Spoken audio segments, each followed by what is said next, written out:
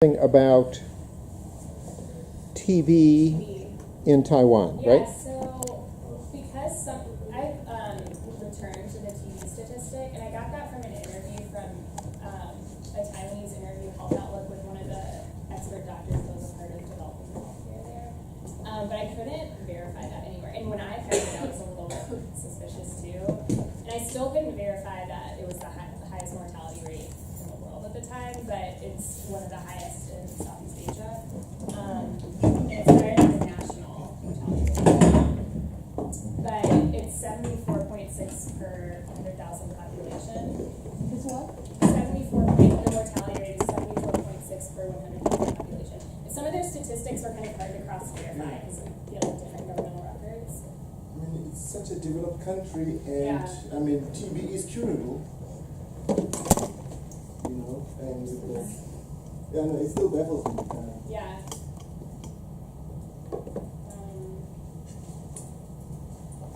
Very interesting. Well, I'm not the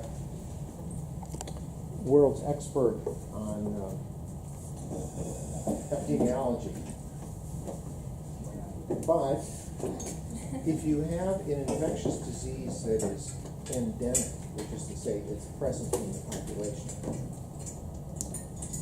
getting it completely eliminated is very difficult to do. So you're still going to have people with TB who are going to give it to other people. And, there's controversy about vaccination for TB. Did Dr. Green talk about that at all? In your vaccine, those of you who took the vaccine class? A little bit, yes. Yeah. There's a vaccine called BCG, and it's controversial whether it's worth it to use and so forth. So vaccination isn't really great, and so you have it sitting there, and it's going to be very hard to eradicate because there are people who have it and they're going to give it to somebody else, even though, if you look in Russia, for example, there is a fair amount of TB, and it's particularly focused in prisons, as I understand it. So if you get sentenced to prison, you're getting sentenced to TB in many ways. And it's going to be there, okay?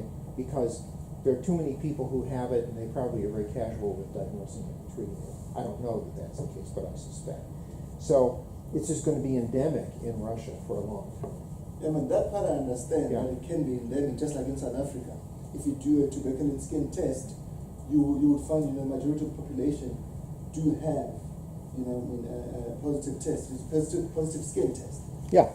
Just like we did a study on TB in the Ukraine with Chris, and I think with Diego as well. So I saw that as well. Prevalence I don't have a problem with, but now why such a huge mortality rate for a developed country? So it's a high mortality rate as well, Danielle? Yeah, but this is what you It said. said, it's higher than national scale. Yeah. I don't know. 68. Yeah. 74 per 100,000.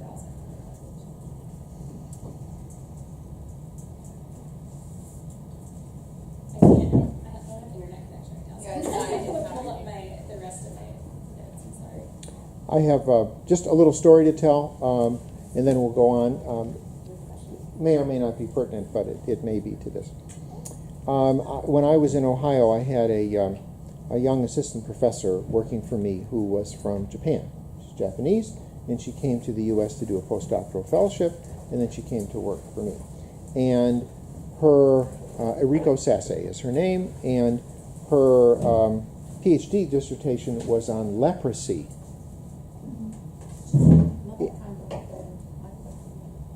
Yeah. It's another kind of Not another kind of mycobacteria, somewhat related to tuberculosis. Leprosy in Japan. Now, you want to talk about a high-income country in sophisticated medical care, it's going to even exceed Taiwan, right? And there was active leprosy in Japan for a very long time. I can't remember when it ended, maybe the 1970s or something like that. And there were places where people with leprosy lived. In the U.S., we call them leper colonies. And they lived separate from everyone else because they were very disfigured. And in the Japanese culture, someone who was disfigured with leprosy was believed to have carrying the sins of their family, something like that. So they were in tremendous embarrassment to the family in the Japanese culture. And as a consequence, they were kept away for their entire life in these separate places that they lived.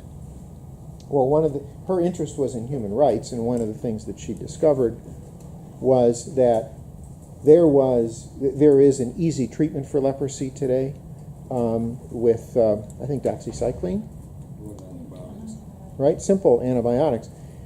The leprosy healthcare system in Japan did not implement the use of these antibiotics for 10 years or longer, maybe 20. And her hypothesis was this was an industry, a healthcare industry in Japan, the people who ran these colonies, and they didn't want to lose their jobs. That was her dissertation for her PhD. You could argue that there were other reasons, but that was the reason, and she defended it. Their stories are complicated. I'm not saying that's the case for Taiwan, but they're complicated stories. Had a lot to do with it too, weather patterns, and then the mountainous regions are hard to Yeah. hard to access. Sorry, once I can pull this up, That's okay. Well, if you get it later, you can tell us. Okay. We done? Let me turn the camera around.